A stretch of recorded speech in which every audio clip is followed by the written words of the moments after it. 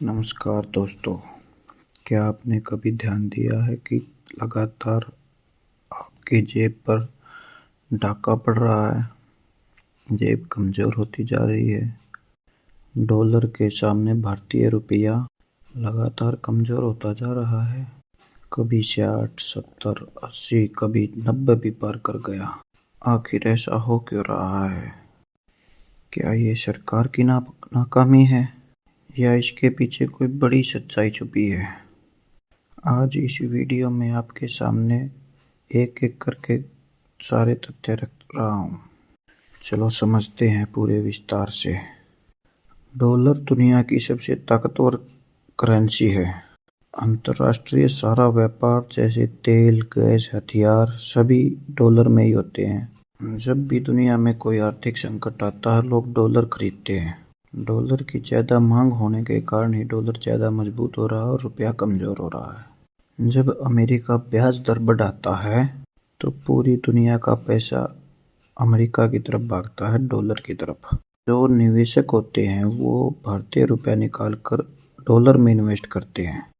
इसी को कहा जाता है कैपिटल आउटफ्लो।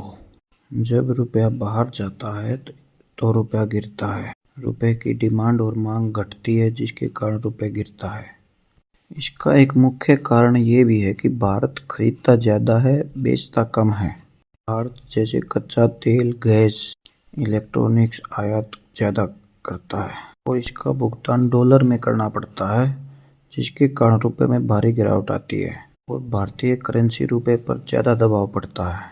सही मायने में देखें तो कमाई कम, खर्चा ज़्यादा। भारत 85% कच्चा तेल आयात करता है, जिसके कारण डॉलर की मांग बढ़ती है और रुपये गिरावट में आता है। जब जब कोई आर्थिक संकट आता है तो उस समय निवेशक शेयर बाजार से पैसा निकालकर डॉलर में इन्वेस्ट करते हैं, जो मुख्य कारण है रुपये का गिरने का।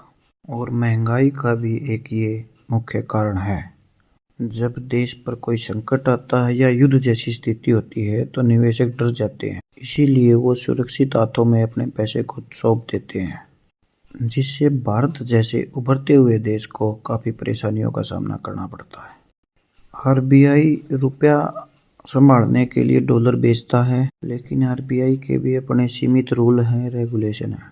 आरबीआई सीमित समय के लिए रुपया बचा सकता है, लगातार नहीं। रुपये की गिरावट केवल एक सरकार या एक कारण से नहीं होती। ये अर्थव्यवस्था और ज़्यादा ब्याज दरों के कारण भी हो सकता है, जिससे निवेशकों का भरोसा कम होता है। सवाल ये नहीं है कि रुपया गिर रहा है, सवाल ये है कि रुपया क्यों गिर रहा है। रुपया कोई कागज़ का टुकड़ा नहीं है। रुपया देश की ताकत होता है, आत्मविश्वास और अर्थव्यवस्था का आईना होता है रुपया।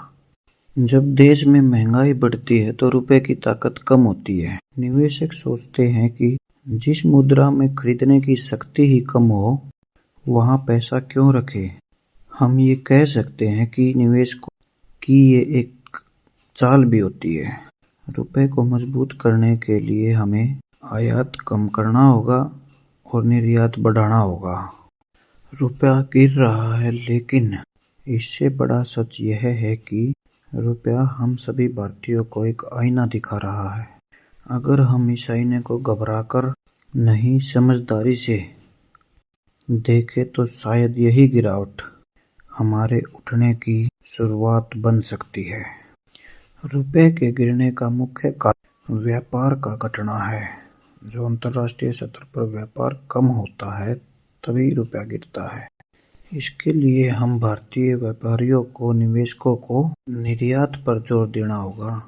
देश के ऊपर बढ़ता विदेशी कर्ज इसमें एक मुख्य भूमिका निभाता है और कर्ज को रुपए में नहीं, डॉलर में भुगतान करना पड़ता है। हमारा देश कर्ज लेता है इंफ्रास्ट्रक्चर खड़ा करने के लिए, कंपनियों का विस्तार और बढ़ाने के लिए।